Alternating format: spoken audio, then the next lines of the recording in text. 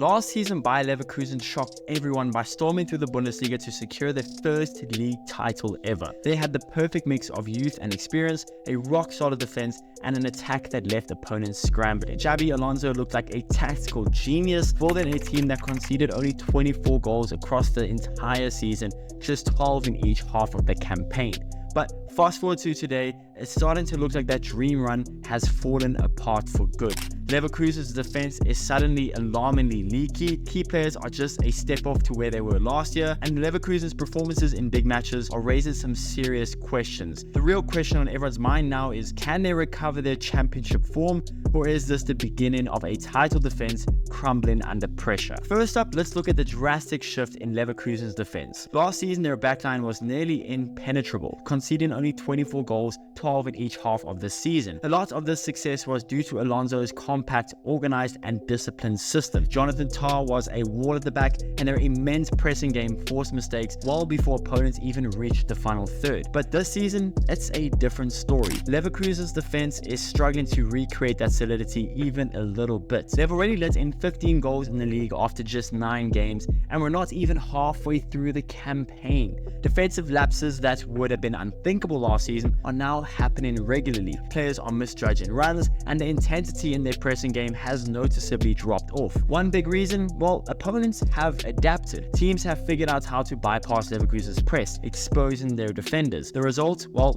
more goals conceded from counterattacks and set-piece areas that they used to be so dominant in. The question now is, can Alonso adapt his system fast enough to close these gaps before it becomes extremely leaky? Because without a solid defense, defending their title in a league like the Bundesliga could slip even further out of reach. Offensively, Leverkusen are still pretty decent. I mean, scoring 20 goals in 9 games is very good, but when you're conceding 15, you have so many high-scoring games, there is an issue that's underlying. I mean, Boniface is still doing very well. Florian Wirtz is looking still amazing at times. I mean, their numbers are still elite, but their defense is just letting their attack down time and time again. But the one game I think that truly exposed Leverkusen's weakness this season is their recent collapse at Anfield. Coming into the match, they were touted as a potential dark horse and could surprise Arne Slot and this Liverpool team. But what did Liverpool do? Well, they tore through them, turning a tight contest into a demolition job in the second half. Leverkusen's backline looked overwhelmed, the midfield stretched, and Boniface was stranded up front, unable to even get a foothold in the game. What was telling about this game isn't that it was just one of those bad days that you do get.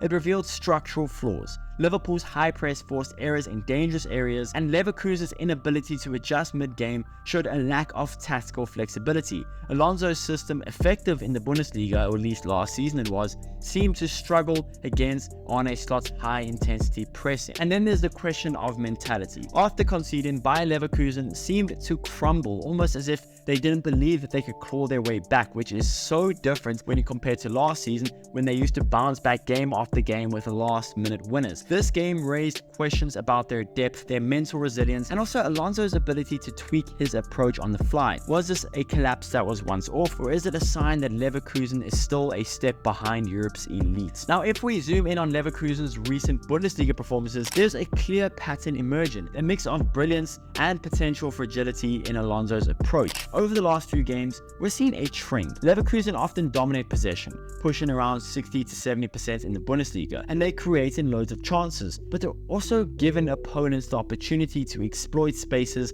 particularly on the counter-attack. Take their clash with Bayern Munich. Every time Bayern broke forward, Leverkusen's defense looked exposed. Alonso's system, which relies on pushing the fullbacks high and expecting the midfield to cover the gaps, now elite teams are starting to catch on. What's clear here is that it's not just about the defensive lapses, but it's also about Alonso's high press, high possession philosophy that creates vulnerabilities, especially in transition. While this approach has racked up goals and thrilled games, it's beginning to show cracks in those tighter games, especially when players are fatigued or facing relentless opposition.